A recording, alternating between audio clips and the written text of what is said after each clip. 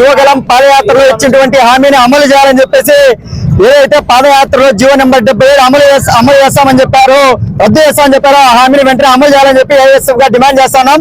ప్రధానంగా రాష్ట్ర వ్యాప్తంగా డిగ్రీ, ఇంజనీరింగ్, పీజీ చదువుకున్నటువంటి విద్యార్థులకు 3,580 కోట్లు ఫీజు రింబర్స్మెంట్, వసతి బకాయిలు పెండింగ్ లో ఉన్నాయి.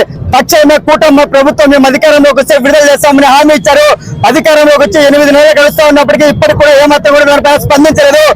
గత నెల రోజుల క్రితం నారా లోకేష్ గారు కేవలం ఒక పత్రికా ప్రకటన పెట్టి హామీ మాత్రమే ఇచ్చారు. హామీని ఏమాత్రం కూడా అమలు చేయలేదు.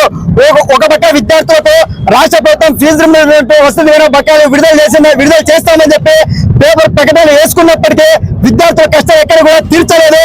ఒకవైపు విద్యార్థులు కళాశాల యాజమాన్యం, మేనేజ్మెంట్ వారు తక్షణమే ఏదైతే పెండింగ్ లో ఉన్నాయో ఫీజు రియంబర్స్మెంట్, వసతి బకాయిలు విడుదల చేస్తేనే మేము పరీక్షలకు అనుమతిస్తామని చెప్పి కళాశాల యాజమాన్యం హుకం జారీ చేస్తున్నారు.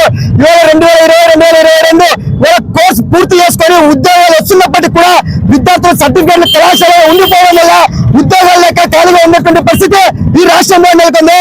తక్షణమే ఏదైతే నూతన రాష్ట్ర ప్రభుత్వం ఉందో దీనిపై స్పందించాలా, పెండింగ్ లో ఉన్నటువంటి 3,580 కోట్లు తక్షణమే విడుదల చేయాలని చెప్పి ఏఎస్ఎఫ్ గా డిమాండ్ చేస్తున్నాం.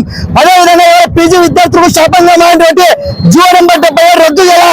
ఏదైతే వైసీపీ ప్రభుత్వం 2019 అధికారంలోకి వచ్చిన తర్వాత కేవలం ప్రభుత్వ విద్యా సంస్థలో చదువుకున్నటువంటి వారికి మాత్రమే ఫీజు రియంబర్స్మెంట్ వర్తింపజేస్తామని చెప్పి జీవో నెంబర్ 77 తీసుకొచ్చింది. మేము అధికారంలోకి వస్తే జీవో నెంబర్ 77 రద్దు చేస్తామని చెప్పి హామీ ఇచ్చినటువంటి టీడీపీ ప్రభుత్వం అధికారంలోకి వచ్చే హామీని మోమర్చారు. తక్షణమే విద్యార్థుల కష్టాలు దృష్టిలో పెట్టుకొని జీవో నెంబర్ 77 రద్దు చేయాలా. అదేవిధంగా పెండింగ్ లో ఉన్నటువంటి ఫీజు రియంబర్స్మెంట్, వసతి బకాయిలు విడుదల చేయకపోతే ఇప్పటికే all India student federation ASF గా రాష్ట్ర వ్యాప్తంగా ఆందోళన కార్యక్రమాలకు శ్రీకారం చుట్టాం.